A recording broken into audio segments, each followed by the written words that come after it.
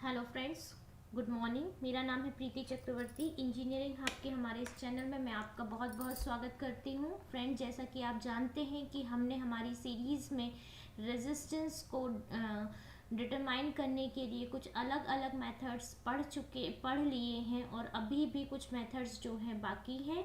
So friends, आज हम series और पैरेलल कॉम्बिनेशन पढ़ेंगे और फिर हमारा ये जो टॉपिक है रेजिस्टेंस वो ऑलमोस्ट कंप्लीट हो जाएगा।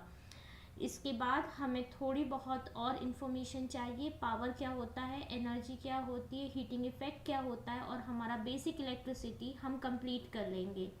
सो फ्रेंड्स, चलिए स्टार्ट करते हैं आज के लेक्चर्स को with series and parallel combination.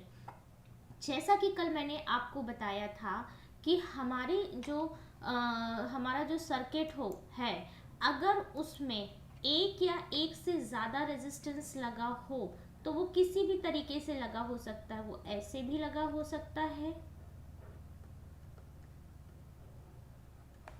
वो ऐसे भी लगा हो सकता है,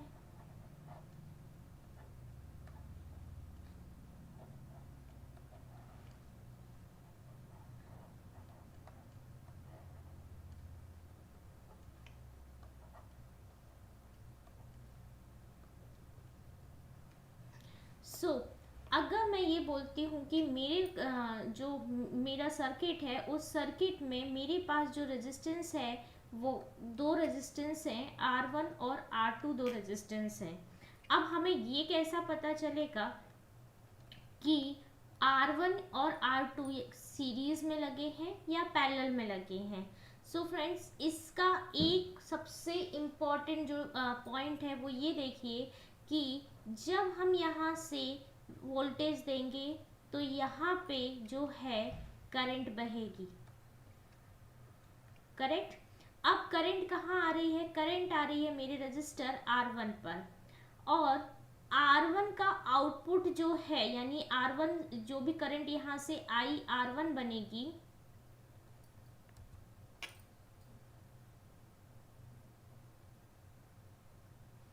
यहाँ से जो भी करंट आई R1 जो आएगी वो क्या हो जाएगी, वो तो एक्चुअली आई R2 के लिए क्या हो जाएगी, इनपुट हो जाएगी।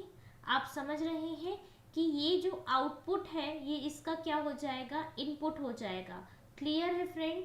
सो अगर ऐसा कोई सर्किट है जहाँ पे जो करंट है वो दूसरे के लिए इनपुट बन रही है, एक का आउटपुट दूसरे के लिए क्या बन जाता है, इनपुट बन जाता है, तो हम उसे क्या कहते हैं, वो सर्किट जो है वो सीरीज में है। ओके फ्रेंड्स, आई होप आपको समझ में आ गया होगा। सीरीज का मतलब जो एक साथ जुड़े होते हैं और एक का इन आउटपुट जो है वो दूसरे के लिए क्या बन जाता है, इनपुट बन जाता है। आई R1 जो है, जो इसका आउटपुट निकल रहा था वो आई R2 के लिए क्या हो जाएगा, इनपुट बन जाएगा। क्लियर है फ्रेंड्स, ओके। नेक्स्ट, अगर हम पैरेलल की बात करें तो पैरेलल में फ्रेंड्स क्या होता है कि अगर मैं यहाँ से वोल्टेज दे रही हूँ तो यहाँ पे करंट आएगी। अब करंट को यहाँ पे दो रास्ते मिल रहे हैं, ठीक है। जैसे कोई चौराहा होता है ना और हम एक चौराहे में पहुँच गए, ये हमारा चौराहा है, ये इस तरीके का हमारा चौराहा है। अब अगर मैं इस चौराहे में मुझे कितने रास्ते मिल रहे हैं, दो या दो से ज़्यादा रास्ते मिल रहे हैं। अब मैं यहाँ खड़ा, अब मैं क्या कर सकती हूँ, अगर मान लीजिए यहाँ पे 5 लोग हैं, ठीक है, 4 लोग हैं, एक यहाँ जा सकता है, एक यहाँ जा सकता है, एक यहाँ जा सकता है, एक यहाँ जा सकता है, या अगर एक भी है तो यहाँ भी जा सकता है, यहाँ भी जा सकता है, यहाँ जा सकता है, यहाँ जा। ऐसे ही यहाँ पे करंट को दो रास्ते मिल रहे हैं। करंट एक यहाँ पे जा रहा है I1 बन के और दूसरा यहाँ जा रहा है I2 बन के। सो अब यहाँ पे क्या हो रहा है, एक्चुअली में जब करंट जो है, ऐसा पाथ जहाँ पे करंट जो है उसे डिवाइड करना पड़ता है, करंट डिवाइड होने लगेगा तो हम समझ जाएंगे कि यहाँ पे सर्किट जो है वो पैरेलल है। आई होप आप सीरीज और पैरेलल दोनों समझ गए होंगे कि कैसे सीरीज और पैरेलल जो है वो हमें जस्ट पहचानना है। ओके फ्रेंड्स, तो ये हमारा सीरीज और पैरेलल है। चलिए थोड़ा सा देख लेते हैं इनके बारे में। ये देखिए, यहाँ पे देखिए, अगर मेरा रेजिस्टेंस लगा हुआ है ये मेरा सर्किट है, इसे इग्नोर कीजिएगा फ्रेंड्स, सेम ही सर्किट है, वो बस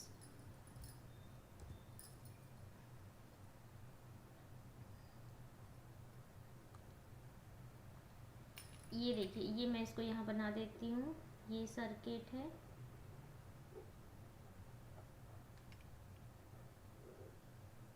ठीक है, यहाँ पे वोल्टेज लगा हुआ है, बैटरी, यहाँ पे की लगी हुई है, यहाँ पे एमीटर लगा हुआ है, ये हमारा सर्किट है।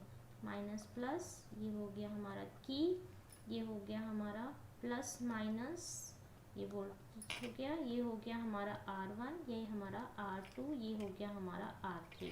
इसके अक्रॉस वोल्टेज हो जाएगा V1, इसके अक्रॉस वोल्टेज हो जाएगा V2 और V2 और इसके अक्रॉस वोल्टेज हो जाएगा V3। ओके फ्रेंड्स, तो ये हो जाएगा V1।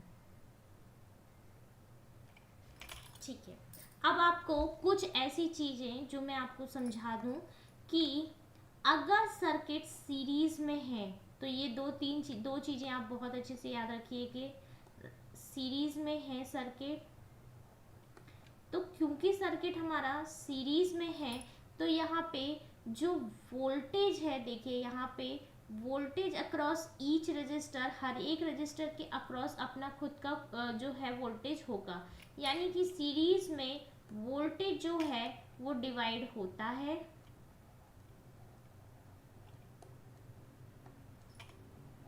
लेकिन करंट देखिए, करंट कहीं से डिवाइड होने का पाथ है, ये यहाँ पे करंट आई जा रहा है तो ये IR1 बन रहा है, फिर यहीं करंट आई जाएगा तो ये करंट IR2 हो जाएगा, और फिर करंट IR2 और यहाँ पे करंट आई चलेगा तो ये क्या हो जाएगा IR3।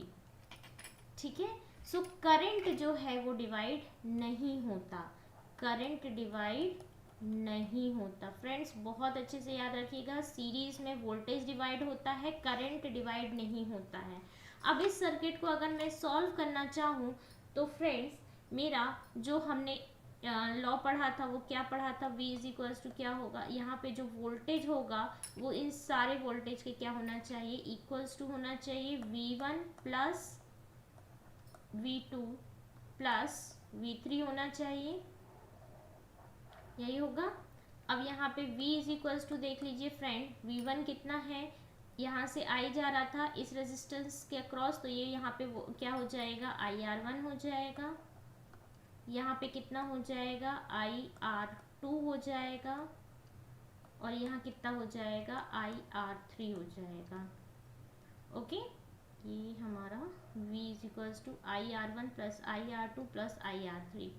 अब अगर इससे हम V इज इक्वल्स टू, क्या मैं तीनों इक्वेशन में से I कॉमन ले सकती हूँ, जी मैम ले सकते हैं, R1 plus R2 plus R3। यहाँ तक आपको क्लियर हो गया। अब आगे बढ़िए, अगर इस I को मैं यहाँ नीचे भेज सकती हूँ तो ये क्या हो जाएगा, V upon I is equals to R1 plus R2 plus R3। और आपको पता है फ्रेंड्स कि V अपॉन I और कुछ नहीं होता, क्या होता है, R होता है, तो R1 plus R2 plus R3।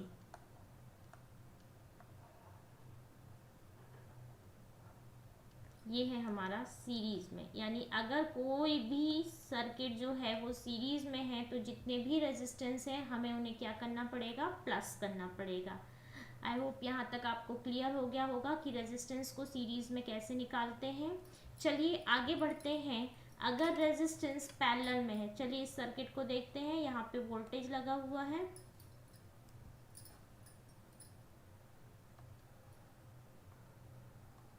ये देखिए यहाँ पे क्या लगा हुआ है, हमारी की लगी हुई है। इस की का ये फ्रेंड्स एक चीज़ और मैं आपको बताऊं कि जितने भी सिंबल्स हैं कि एमीटर का सिंबल क्या होता है, वोल्टमीटर का सिंबल क्या होता है, की का सिंबल क्या होता है, करंट को हम कैसे लिखते हैं, उसके बाद करंट की डायरेक्शन क्या होती है, इलेक्ट्रॉन्स की डायरेक्शन क्या होती है, किस तरीके से हमारा रेजिस्टेंस जो है वो शो करते हैं। ये सारी चीज़ें आपको बहुत अच्छे से करना है, क्योंकि सिम्बॉल्स जो हैं वो मोस्ट इम्पॉर्टेंट टॉपिक हैं, मोस्ट इम्पॉर्टेंट टॉपिक हैं। प्लीज़ आप इन्हें गो थ्रू करते रहिएगा, क्योंकि कोई ना कोई एक या दो सिम्बॉल ज़रूर आएगा आपको। सो फ्रेंड्स, ये देखिए जैसे कि यहाँ पे ये है हमारा एमीटर का सिंबल। ये किसका सिंबल है? एमीटर का। ये किसका सिंबल है फ्रेंड्स? ये हमारा वोल्ट मीटर का सिंबल है, वोल्टेज का या वोल्ट मीटर का। ये किस चीज़ का सिंबल है? ये हमारा की का सिंबल है। ये क्या है? ये हमारा पोटेंशियल है, जिसे हम वी बोलते हैं। ये क्या है? ये हमारा रेजिस्टेंस है। आई होप आपको इस सर्किट में जितने भी सिम्बॉल्स दिए हुए हैं वो आपको समझ में आ गए होंगे। और भी जितने सिम्बॉल्स आपको दिए हुए हैं उसकी मैं एक लिस्ट प्रोवाइड करा दूंगी। सो प्लीज़ आप उसे गो थ्रू करते रहिएगा, क्योंकि एक या दो सिम्बॉल्स जरूर आएंगे। चलिए अब हम आगे बढ़ते हैं हमारे सर्किट में। अगर ये हमारा वोल्टेज है, ठीक है।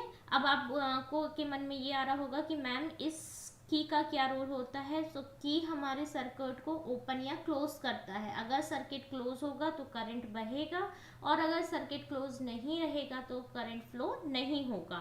चलिए, अगर सर्किट बंद है तो करंट फ्लो होगा, अगर सर्किट बंद नहीं है तो करंट फ्लो नहीं होगा।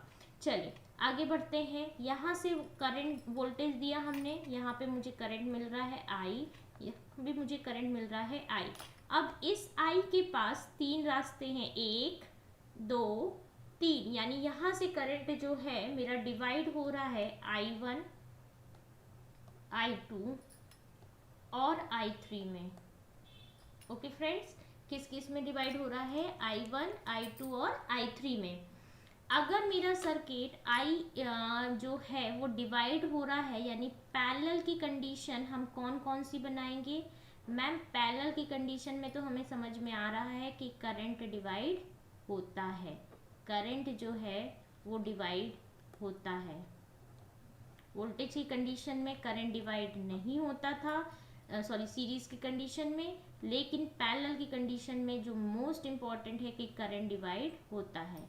इसमें वोल्टेज क्योंकि सबके अक्रॉस सेम होता है, सो वोल्टेज जो है वो डिवाइड नहीं होता है, वोल्टेज डिवाइड नहीं होता है। फ्रेंड्स, यहाँ तक आपको क्लियर होगा।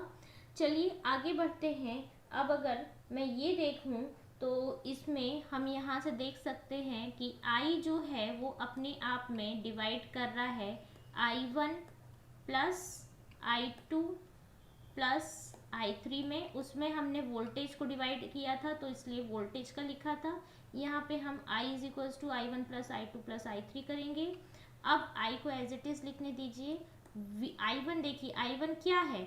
I1 है V अपॉन R1, यही है। सो चलिए इसे लिख सकते हैं V upon R1। Okay, plus आ जाइए, ये कितना हो जाएगा? V upon R2 plus V upon R3।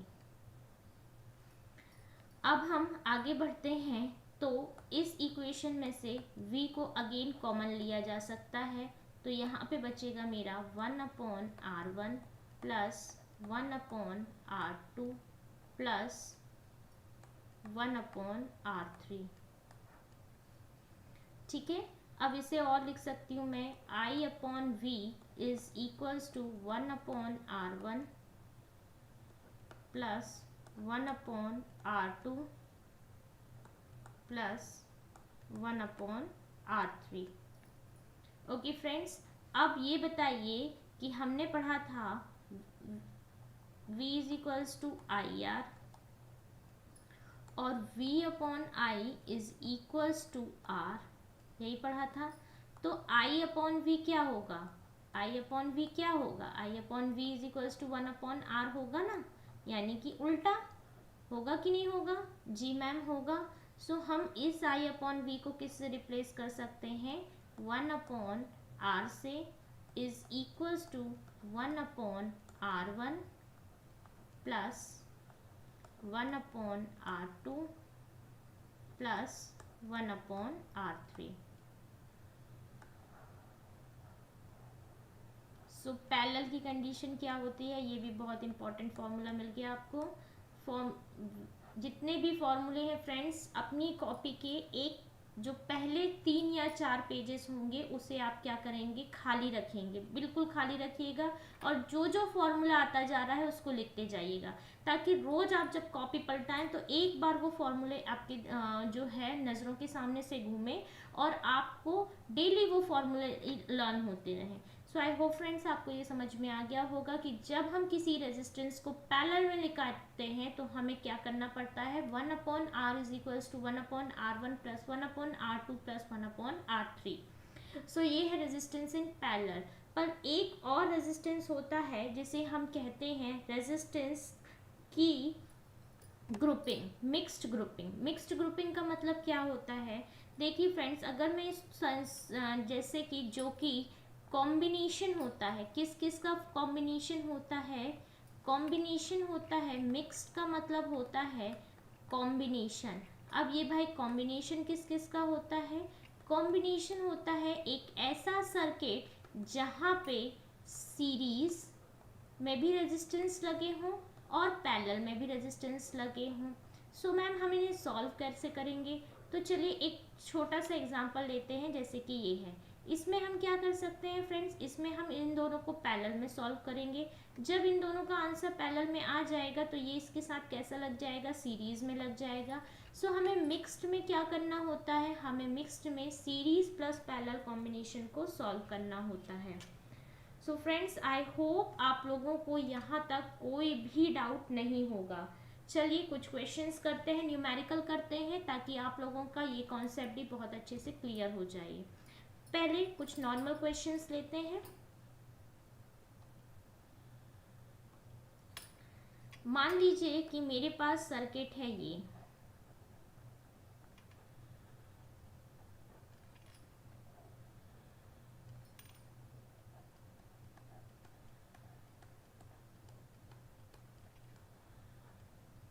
मैंने की लगाया, ये वोल्ट मीटर आर है, ये R1 जो है वो है मेरा 10 एम्पेयर, R2 जो है वो है मेरा 20 एम्पेयर और R3 जो है वो है मेरा 30 ampere. Okay friends, okay ma'am.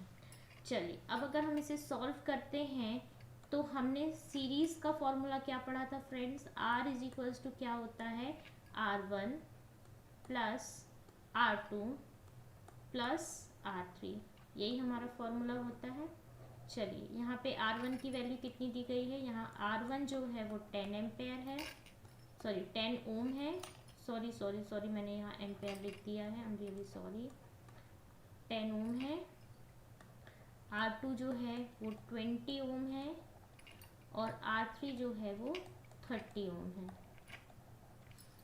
चलिए अब हम फॉर्मूला लगाते हैं, R इज इक्वल्स टू, इस सर्किट में हमें जो है वो करंट निकालनी है, जो वोल्टेज है वो है हमारा 220 वोल्ट्स। ओके, क्वेश्चन समझ में आ गया आपको। चलिए अब हम क्या करेंगे, हमारे पास क्वेश्चन है R is equals to R1 plus R2 plus R3। R1 कितना है फ्रेंड्स, R जो है वो है मेरा 10, R2 जो है वो है 20 और R3 जो है वो है 30।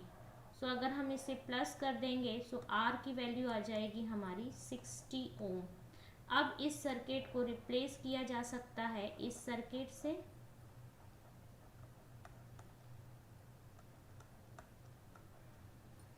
ये था 220, ये है हमारा 60। ओके, सो चलिए यहाँ पे अब हमारा ओम्स लॉ लगाएंगे। ओम्स लॉ क्या कहता है, देखिए जब भी सर्किट को V I और R से रिप्लेस कर दिया जाता है तो हम ओम्स लॉ लगा के वैल्यूज निकाल सकते हैं। सो I इज इक्वल्स टू कितना हो जाएगा, V अपॉन R। सो V कितना दिया है 220 और ये हो जाएगा 60, इसे आप 22 अपॉन 6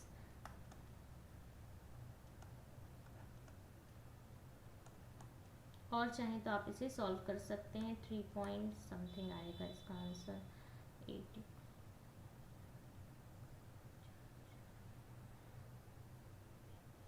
3.6 समथिंग एम्पेयर आएगा ऑलमोस्ट।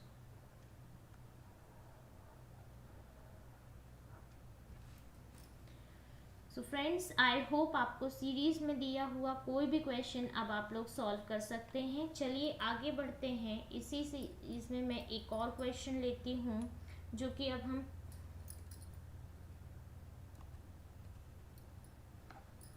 पैरेलल का क्वेश्चन लेंगे।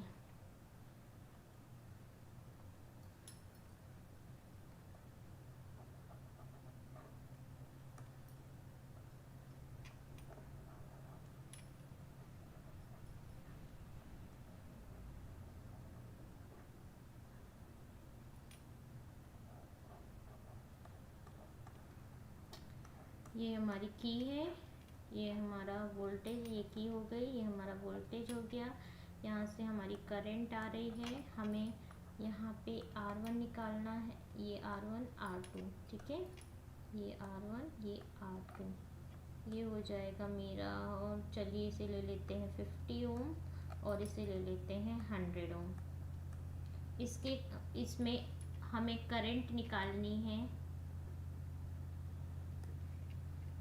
I1 I2 और टोटल रेजिस्टेंस निकालना है R। फॉर्मूला आपको समझ में आ गया होगा। चलिए अब इस क्वेश्चन को सॉल्व करते हैं। सो फ्रेंड्स, आप देख सकते हैं कि यहाँ पे मेरा वोल्टेज है। चलिए वोल्टेज की मैंने वैल्यू नहीं दी है, वोल्टेज की वैल्यू भी मैं आपको दे देती हूँ। वोल्टेज की वैल्यू भी हम 220 वोल्ट्स रखते हैं, ठीक है। चलिए अब आगे बढ़ते हैं। सबसे पहले यहाँ पे वोल्टेज दिया है हमने, सप्लाई यहाँ से दी है। जब हमने यहाँ से सप्लाई दी है तो यहाँ पे करंट I आ रहा है। I को दो रास्ते मिल रहे हैं, एक रास्ता यहाँ से और एक रास्ता यहाँ से। ओके फ्रेंड्स, अब यहाँ पे जो करंट फ्लो करेगी वो करंट फ्लो करेगी I1 और यहाँ जो करंट फ्लो करेगी वो फ्लो करेगी I2। ओके, सो हम I1 और I2 तो निकाल सकते हैं। I1 कैसे निकल जाएगा मेरा, I1 जो है V/R1 होता है, ओके। और I2 जो होती है वो होती है, चलिए V/R1 पहले सॉल्व कर लेते हैं। 220/R1 की वैल्यू है 50, तो जब हम इसे सॉल्व करेंगे सो आंसर मेरा 4.4 एम्पेयर समथिंग आना चाहिए। यहाँ पे I2 की वैल्यू पे आ जाइए, सो V/R2 और ये हो जाएगा 220 अपॉन, यहाँ पे R2 की वैल्यू है 100, सो ये हो जाएगा 2.2 एम्पेयर। आई होप फ्रेंड आपको यहाँ तक क्लियर होगा। चलिए आगे बढ़ते हैं। आगे मुझे R निकालना है। अब R निकालने का फॉर्मूला तो है नहीं हमारे पास, पैरेलल में 1/R निकालने का फॉर्मूला है, जो कि होता है 1/R1 प्लस 1/R2। ओके, ले लिया हमने 1/R plus 1/R2। 1/R is equals to कितना हो जाएगा, 1/50 प्लस 1/100। आगे चलते हैं। 50 और 100 का अगर मैं LCM निकालती हूँ फ्रेंड्स, तो आप बताइए कितना LCM आएगा। जी हाँ, 100 आएगा। तो यहाँ पे 100 LCM निकालते आई होप सबसे बनता होगा, ठीक है। 100, और अगर नहीं आता है तो प्लीज़ कमेंट बॉक्स में कमेंट कीजिए, तो मैं आपको वो भी सिखा दूंगी। चलिए 50 के टेबल में 100 जो है वो 2 टाइम्स आता है और 100 के टेबल में 100 1 टाइम्स आता है, सो वैल्यू आ जाएगी 3/100। अब अगर हम इसे सॉल्व करेंगे तो ये आ जाएगा 3/100। इसे हम जो वैल्यू होगी, जब हम, ये हमारी 1/R की वैल्यू आ रही है फ्रेंड्स, लेकिन हमें वैल्यू किसकी चाहिए होती है, R की, तो हम इसे उल्टा कर देंगे तो ये हो जाएगा 100/3। अब इसे सॉल्व करेंगे तो आंसर आएगा 33.33 ओम। सो आई होप आप लोगों को क्लियर हो गया होगा कि कैसे सॉल्व करना है। इसमें हम 1/R निकालते हैं, जो भी आंसर आता है उसे उल्टा कर दिया जाता है और वो हमारी R की वैल्यू होती है। सो फ्रेंड्स, मुझे लगता है कि यहाँ तक आपके जो भी डाउट्स होंगे सीरीज पैरेलल को लेके, और अब आपका कोई भी डाउट बचा नहीं होगा। आपको सर्किट को सॉल्व करते बनने लगा होगा कि हम सीरीज और, अच्छा फ्रेंड्स एक चीज़ और है कि अगर इसमें 4 रेजिस्टेंस लगे हैं तो आपको कैसे पता चलेगा कि मैम ये हमें सीरीज से सॉल्व करना है या व्हीटस्टोन ब्रिज से सॉल्व करना है। सो उसका भी एक तरीका होता है फ्रेंड्स। अगर सर्किट बैलेंस हो रहा है तब हम क्या करते हैं, व्हीटस्टोन ब्रिज लगाते हैं, और अगर सर्किट बैलेंस नहीं हो रहा है तो हम क्या लगाते हैं, हम अपना सीरीज पैरेलल कॉम्बिनेशन पढ़ते हैं। सो आई होप यहाँ तक के आपके सारे डाउट बिल्कुल क्लियर हो गए होंगे फ्रेंड्स। चलिए क्वेश्चन नंबर 3 अब एक मिक्स्ड के ऊपर और कर लेते हैं और आपका ये कॉन्सेप्ट एकदम क्लियर हो जाएगा। चलिए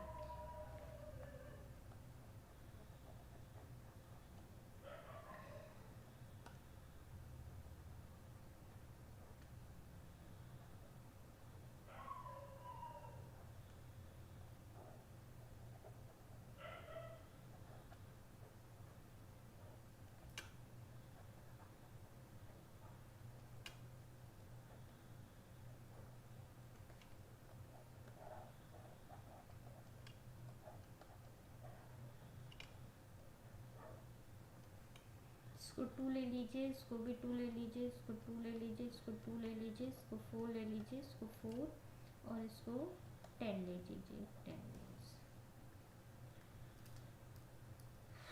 100 वोल्ट ले लीजिए। अब इस सर्किट का हमें क्या निकालना है, करंट निकालना है। अब आपको देखने में तो ये बहुत डरावना सर्किट लग रहा होगा, लेकिन नहीं फ्रेंड्स, देखिए इस सर्किट को हम सिंप्लीफाई करते हैं। तो हमें सिंप्लीफाई करने के लिए हम क्या करेंगे, देखिए अगर मेरी करंट यहाँ से जा रही है, मैं थोड़ा सा दूसरा पेन ले लूँ। अगर मेरी करंट यहाँ से जा रही है इस तरीके से, सो इस करंट को आई को दो रास्ते मिल रहे हैं। एक मिल रहा है I1 का रास्ता और दूसरा मिल रहा है ये I1 का रास्ता, इसका मतलब I2 का रास्ता, इसका मतलब ये दोनों पैरेलल में लगे हैं। अब यहाँ पे आइए, जो भी करंट यहाँ से जा रही है इसे भी दो रास्ते मिल रहे हैं, एक ये, और ये करंट यहाँ से जा रही है उसे भी दो रास्ते मिल रहे हैं, एक ये और एक ये। इसका मतलब ये दोनों भी पैरेलल में है, ये दोनों भी पैरेलल में है। तो चलिए सबसे पहले हम सर्किट को सॉल्व करते हैं जो हमारे पैरेलल लगे हुए हैं इन दोनों को, क्योंकि इनका आंसर एक आएगा और इसके साथ सीरीज में लग जाएगा। कैसे, चलिए दिखाती हूँ मैं आपको। देखिए जब हम सर्किट को सॉल्व करेंगे तो इन दोनों को करेंगे तो ये कितना हो जाएगा, 1/r is equals to 1/r1 plus 1/r2, यही होगा। सो 1/r1 की वैल्यू कितनी है फ्रेंड्स, 1/2 प्लस 1/2, दोनों का एलसीएम कितना आएगा फ्रेंड्स, दोनों का एलसीएम 2 आएगा मैम। उसके बाद यहाँ पे भी 1 + 1 ही रहेगा। सो आंसर कितना आएगा, ये हो जाएगा 2/2 यानी कि 1। अगर इसका आंसर 1 आ रहा है सॉल्व करने पर, तो इसका आंसर भी कितना आएगा, 1 ही आएगा, क्योंकि सेम ही रेजिस्टेंस की वैल्यू दी हुई है। सो यहाँ पे सर्किट मेरा अब जो है वो बन जाएगा इस तरीके से।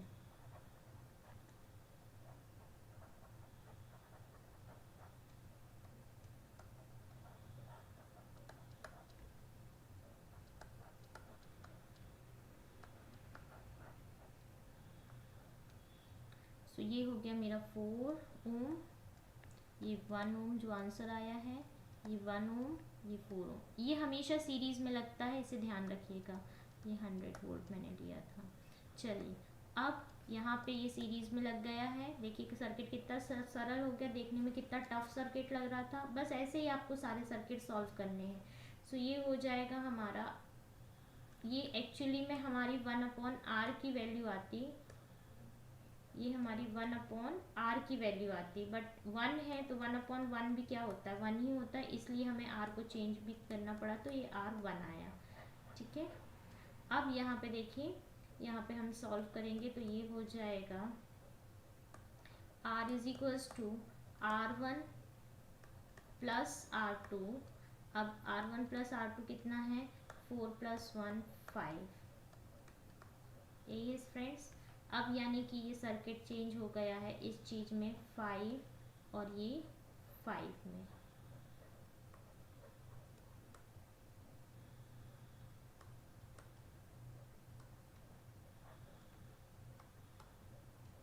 ठीक है। अब यहाँ पे आ जाएगी तो ये कितना हो जाएगा 5 और ये 1/5 प्लस 1/5, एलसीएम 5 ही आएगा फ्रेंड्स। सो ये 5 हो गया और ये हो जाएगा 2/5, ये है 1/r की वैल्यू, और इसे चेंज करेंगे तो ये हो जाएगा 5/2 की वैल्यू। यानी कि अब इस सर्किट में जो रेजिस्टेंस बचा है वो है 5/2। ठीक है। अब हमें निकालना क्या है, हमें करंट निकालना है। तो चलिए यहाँ पे हम क्या करेंगे, V/R रखेंगे। V/R मतलब क्या हो जाएगा, V है हमारा 100 और जो R है वो है 5/2, तो 5 यहाँ चला जाएगा, 2 यहाँ चला जाएगा, 5 1 ज़ा 5, 5 2 ज़ा 10, 20। सो ये हो जाएगा 40 एम्पेयर करंट इसमें आएगा फ्रेंड्स। सो अब आपको इतने डिफ़िकल्ट सर्किट भी सॉल्व करते बनने लगे होंगे, और यहाँ पे रेजिस्टेंस निकालने की जितनी भी मेथड्स थी हमने कवर कर ली है। आई होप आपको यहाँ तक अब कोई भी डाउट नहीं होगा और आप एकदम बढ़िया तरीके से आपकी तैयारी चल रही होगी।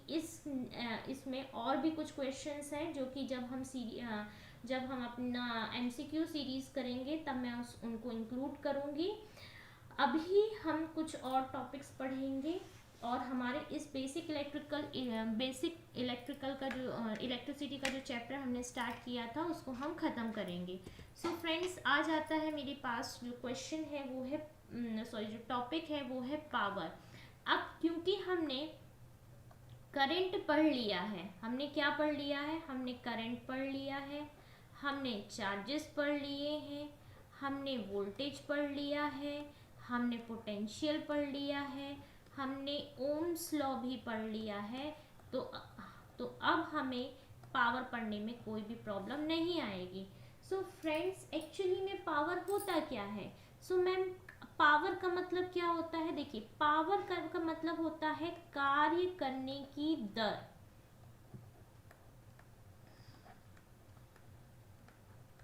कार्य करने की दर, the ability to do work, the ability to do work. समझ में आया फ्रेंड्स?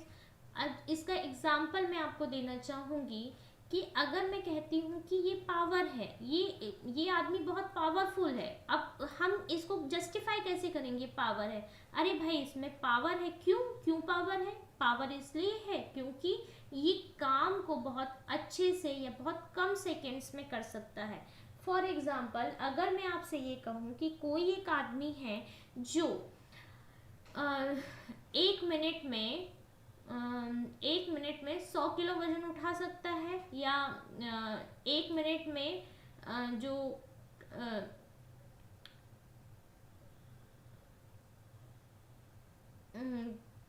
5 किलो का ठेला जो है वो क्या कर सकता है, खिसका सकता है 1 मिनट में। वही दूसरा आदमी जो है वो 1 मिनट में सिर्फ 2 किलो का ठेला ही खिसका सकता है। सो भाई, अब पावर किस में ज़्यादा होगी? भाई वो तो सही कि 1 मिनट में, यानी कि हम अगर यहाँ पे दर की बात कर रहे हैं या रेट की बात कर रहे हैं, rate of the ability of rate of doing work, ये इसकी पूरी डेफिनेशन होगी। सो जो भी इंसान 1 मिनट में ज़्यादा काम कर पा रहा है, यहाँ मैंने 1 मिनट को ऐसे ही लिखा है क्योंकि हम यहाँ पे टाइम के रिस्पेक्ट में बात कर रहे हैं। तो जो इंसान 5 किलो का ठेला चला पा रहा है और जो 2 किलो का ठेला, तो ऑब्वियस सी बात है कि जो 5 किलो का वो ज़्यादा क्या होगा, पावरफुल होगा। सो पावर जो है हमारे काम करने की दर होती है, कार्य करने की दर होती है। और अगर मैं इसे कार्य करने की दर से, तो पावर का जो मेरा फॉर्मूला बनेगा वो भी W/T बनेगा कि हम कितना वर्क कितने टाइम में कर रहे हैं, और जो जितने कम टाइम में ज़्यादा वर्क करेगा वो उतना ही ज़्यादा पावरफुल होगा। अगर मैं इसे और थोड़ा सा लिखना चाहूँ तो हम इसे लिख सकते हैं, W को हम क्या लिख सकते हैं, W इज क्या होता है, फोर्स इनटू डिस्प्लेसमेंट। डिस्प्लेसमेंट मतलब हम कितना फोर्स लगा के किसी भी चीज़ को डिस्प्लेस कर सकते हैं, अपॉन T। तो चलिए अगर मैं इसकी यूनिट बनाती हूँ तो ये हो जाएगी, फोर्स की यूनिट होती है न्यूटन, डिस्प्लेसमेंट की होती है मीटर और ये होती है सेकेंड्स में, तो न्यूटन मीटर पर सेकेंड होती है और इसी को हम कहते हैं जूल। और ये जो है ये 4 आपको सीधे सीधे क्वेश्चंस मैंने आपको दे दिए हैं। क्वेश्चन नंबर 1 पावर का फॉर्मूला, वर्क का फॉर्मूला, यूनिट पावर की और पावर की work unit. Okay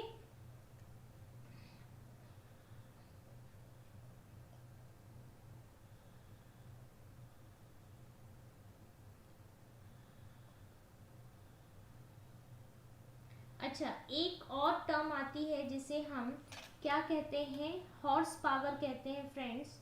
so 1 horse power जो है वो एक्चुअली में इक्वल होता है हमारे 746 जूल पर सेकेंड से,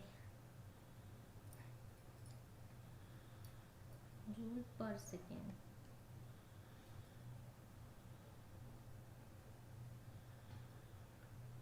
और अगर ये हमारी ब्रिटिश में है, ब्रिटिश में, और ये है हमारी मेट्रिक में अगर यूनिट पूछी जाएगी तो मेट्रिक में 1 हॉर्स पावर जो है वो होगी इक्वल्स टू किसके, हमारे 735.5 जूल पर सेकेंड से।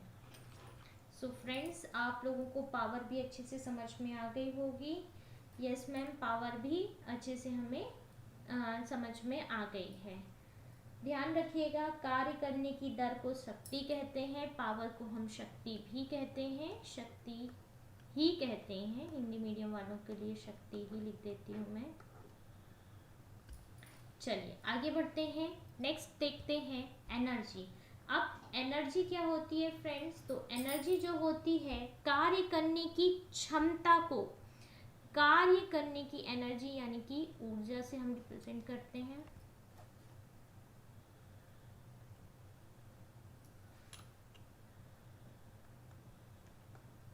ये हो गया हमारा ऊर्जा। अब हमारी ऊर्जा का फॉर्मूला जो कार्य, इसकी डेफिनेशन बनेगी वो बनेगी कार्य करने की क्षमता। अब आप बोलेंगे कि मैम इन दोनों में क्या अंतर होता है। सो देखिए, अगर कोई एक लड़का है और वो 1 मिनट में 5 पेजेस लिख रहा है, यानी उसकी क्षमता कितनी हुई, 5 पेजेस की। और दूसरा लड़का है जो 1 मिनट में सिर्फ 3 पेजेस, तो उसमें एनर्जी कम हुई, है ना। ऐसे ये कहते हैं जिसमें जो ज़्यादा पावरफुल है उसकी एनर्जी ज़्यादा है, जो कम पावरफुल है उसकी एनर्जी कम है। सो जो कार्य करने की क्षमता इसकी है वो 1 मिनट में 5 पेजेस है और इसकी क्या है, 3 पेजेस है। तो किस में ज़्यादा एनर्जी होगी, ऑब्वियस सी बात है जिसमें 5 पेजेस लिख सकता है उसकी। तो इसे मैं क्या लिखूंगी, जो एनर्जी होती है वो होती है W into T. I hope यहाँ तक आप लोगों को समझ में आ गया होगा, W इंटू टी। अब W जो इसकी यूनिट होती है एनर्जी की वो होती है, यूनिट होती है वो होती है जूल। अगेन 2 इंपॉर्टेंट फॉर्मूले आपकी स्क्रीन पे लिखे हुए हैं, this one and this one. चलिए, अब जो हमारी एनर्जी होती है वो भी 2 टाइप की होती है। जो हमारी एनर्जी होती है वो 2 टाइप की होती है। एक होती है हमारी पोटेंशियल एनर्जी, जिसे हम स्थितिज ऊर्जा कहते हैं, स्थितिज ऊर्जा। और दूसरी जो होती है वो होती है मेरी काइनेटिक एनर्जी, जिसे हम गतिज ऊर्जा भी कहते हैं। नाम से ही समझ में आ रहा है कि स्थितिज ऊर्जा जो है, अगर कोई चीज जो है वो अपनी ही प्लेस में रहकर, अपनी ही स्थिति में रहकर अपने ऊर्जा को क्या करती है, विद्यमान करती है, तो उसे हम क्या कहेंगे, स्थितिज ऊर्जा कहेंगे। और इसका फॉर्मूला जो है वो बनेगा हमारा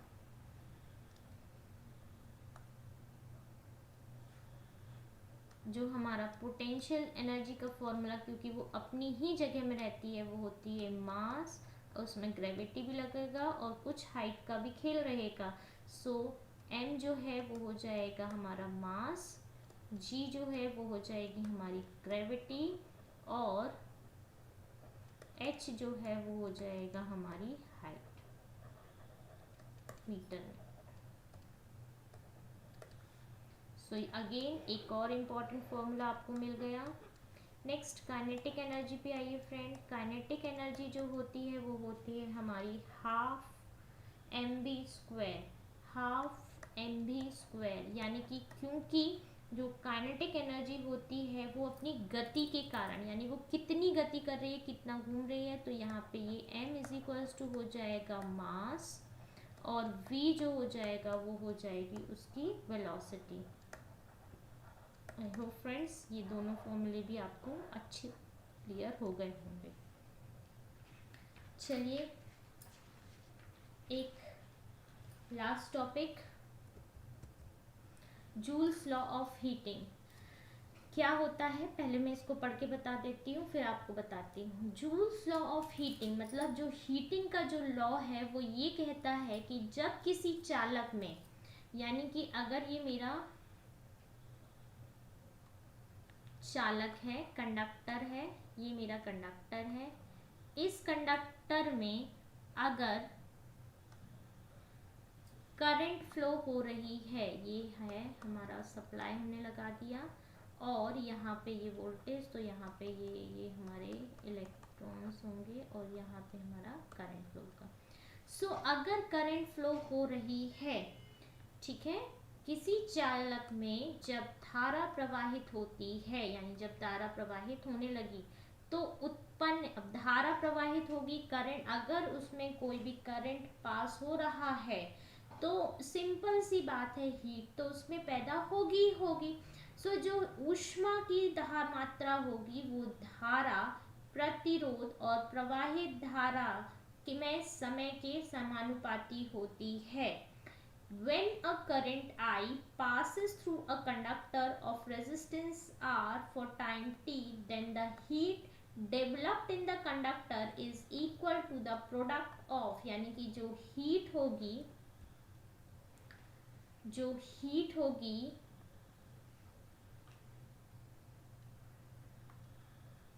जो हीट यहीं पे मैं बना देती हूँ कंडक्टर। अब अगर ये कंडक्टर है तो यहाँ पे क्या होगा, करंट फ्लो होगा, ये हो गया मेरा वोल्टेज सप्लाई, ये हो गया हमारा करंट, आगे हमारे ट्रांसमूव कर रहे हैं, करंट बना रहे हैं। सो अगर यहाँ पे करंट है तो हीट तो होगी ही, तो जो हीट है वो किसके बराबर होगी, स्क्वायर ऑफ करंट के बराबर होगी, साथ में प्रोडक्ट होगा किसका, रेजिस्टेंस और टाइम का। ये चीज आपको बहुत अच्छे से याद रखनी है। H is equals to I square R T होता है। ओके फ्रेंड्स, अब इसी से मैं कुछ फॉर्मूलेज और निकाल सकती हूँ। हमको पता है आई स्क्वायर आर जो होता है, हम इसे रिप्लेस कर सकते हैं, आई आर जो होता है इसे v से रिप्लेस किया जा सकता है, तो h का फॉर्मूला जो v के टर्म्स में बनेगा वो बन जाएगा v इंटू आई इंटू टी बन जाएगा। यहाँ पे मैंने एक आई और एक आर के एक आई और आर के साथ मिला के v बना दिया है, एक आई बच रहा है और ये t बच रहा है। चलिए आगे बढ़ते हैं। अगर इसी फॉर्मूले को मैं और उस v और r के टर्म्स में लिखना चाहूँ तो ये बन जाएगा h इज इक्वल्स टू, अब हमें पता है i जो होता है वो v अपॉन r होता है, तो ये हो जाएगा v square upon r into T, और ये सब जो है जो होगी इनकी यूनिट वो जूल में होगी।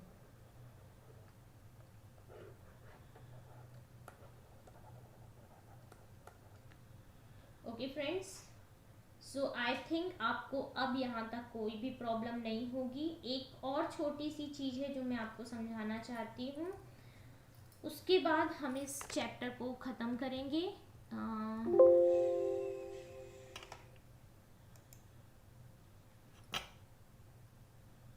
एक और चीज़ हम लेंगे,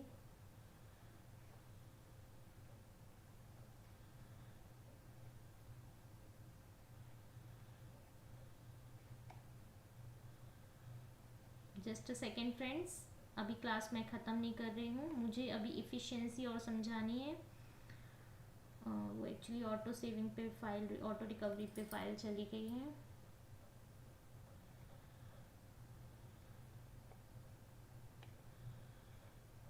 जी, यहीं पे आप एक फॉर्मूला और लिख लीजिए जो कि है एफिशिएंसी का। एफिशिएंसी क्या होती है? सो एफिशिएंसी जो है वो होती है किसी भी चीज़ में हम आप कितने एफिशिएंट है वो कैसे पता चलेगा? सो एफिशिएंसी यानी कि किसी भी चीज़ की क्या बोल सकते हैं हम, दक्षता, और इसे डिनोट किया जाता है इस साइन के साथ, ठीक है। सो किसी भी चीज़ की इफ़िशियंसी क्या होती है कि अगर मैं किसी चीज़ में इनपुट दे रही हूँ और मुझे कितना आउटपुट मिल रहा है, जैसे कि हम बोलते हैं ना कि हम एग्ज़ाम में 100 में से 50 नंबर ला रहे हैं, तो वो हमारी दक्षता है कि हम कितने हम क्वेश्चन को सॉल्व कर पा रहे। इनटू 100 अगर कर देंगे तो ये हमारे परसेंटेज में निकल जाएगी। सो ये है हमारा इफ़िशियंसी का फॉर्मूला, और यहाँ पे हमने बेसिक इलेक्ट्रिसिटी के सारे कॉन्सेप्ट्स को कर लिया है। इसे आप वैद्युतिक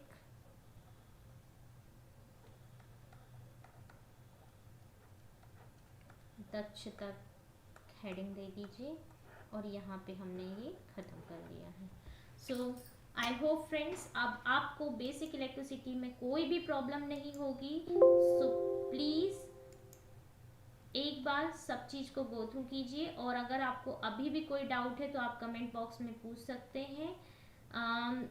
फ्रेंड्स आप जानते हैं कि हमने जो है वो इलेक्ट्रीशियन ट्रेड के लिए चाणक्य बैच लॉन्च किया है, जिसमें हम आप देख ही रहे हैं कि live classes plus recorded videos तो आपको मिलेंगे ही मिलेंगे, साथ ही आपको एमसीक्यूज भी मिलेंगे जिनकी सॉल्यूशन हम साथ ही साथ कर रहे हैं।